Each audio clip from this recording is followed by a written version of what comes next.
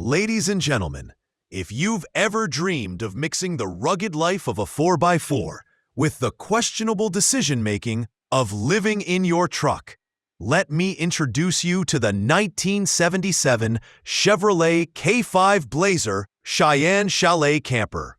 This thing is part pickup, part living room, and part, why is my neighbor Larry peeking through the window asking if there's beer in the fridge? I believe it's one of the boldest and weirdest creations GM ever came up with, and that's saying something considering they also thought the Vega was a good idea.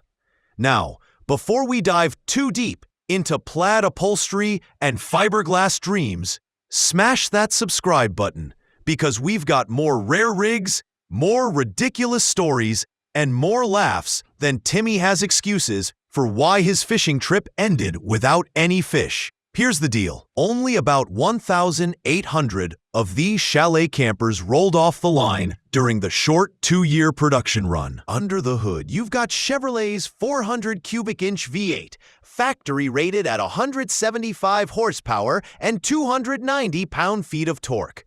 That's about 130 kilowatts and 393 newton meters for my metric folks. It's paired with a TH400 3-speed automatic transmission and a dual-range transfer case, which means you can crawl over rocks, mud, or even that awkward line of traffic outside the county fair. I think this engine wasn't built for speed, but for pure stubbornness. The kind of motor that says, yeah, I'll get there, but I'm bringing half the campground with me. The exterior? Finished in brown and tan, with chrome bumpers, dual mirrors, and Cheyenne badging that practically screams disco-era outdoorsman. The camper itself is fiberglass reinforced plastic over a steel frame, complete with a canvas-sided pop-up top, sliding windows, and enough graphics to remind you this was the late 70s, when design meetings were fueled by too much coffee and possibly a Bee Gees record spinning in the background. Of course, time hasn't been kind. Chips on the panels, discolored windows, and pop-up screens that look like they've been through more mosquito battles than I care to imagine. But hey, that's character, not damage. I like the most that it still feels authentic. Rolling on silver 15-inch rally wheels wrapped in BFGoodrich All-Terrain TAKO2 tires, 31 by 10.5 inches, this Blazer has the stance of a truck that still wants to go exploring. Power steering and power-assisted front disc brakes help tame its bulk, though I think you'll still need arms like my buddy Carl after a weekend of lifting beer kegs if you're planning a long trip through the mountains. Inside the forward cabin, it's a pure 70s vibe. Plaid cloth bucket seats, Cheyenne woodgrain trim, replacement carpets, and a Pioneer AM/FM cassette stereo that probably played Hotel California more times than I've told Timmy to stop lying about his record bass catch. The dash is cracked, the door panels are worn, but I believe that's part of the charm. You're not buying this for showroom perfection. You're buying it for stories. And trust me, every crease in that seat has one. Now let's step into the camper.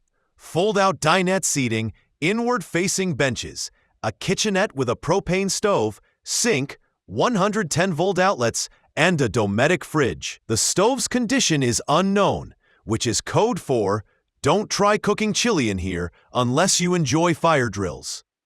Storage cabinets line the sides, giving you just enough space for canned beans, questionable jerky, and maybe a secret stash of disco records. It's cozy, it's quirky, and I think it's about as close to time travel as you'll get without a DeLorean. This particular example shows just 53,000 miles on its 5-digit odometer, with only about 200 added by the current owner. Recently serviced with a fresh oil change, it's ready to go, or at least as ready as a nearly 50-year-old rolling cabin can be. And now, the big question everyone whispers about, price. Back in 1977, this setup wasn't cheap, but today collectors are shelling out serious cash. With rare examples like this, values can creep into territory where you start thinking, maybe I don't need that vacation home after all. Some chalets have sold north of $40,000, which is about 37,000 euros. For something that doubles as a truck and a camper, that's not bad, especially when your neighbor Larry spends more than that on scratch-off tickets. So let me ask you, would you take this chalet up a one-lane mountain road? Or would you park it in the driveway just to brag? Drop your answer in the comments, because I think half of you would gun it up the mountain, and the other half would just sit inside pretending to be Burt Reynolds.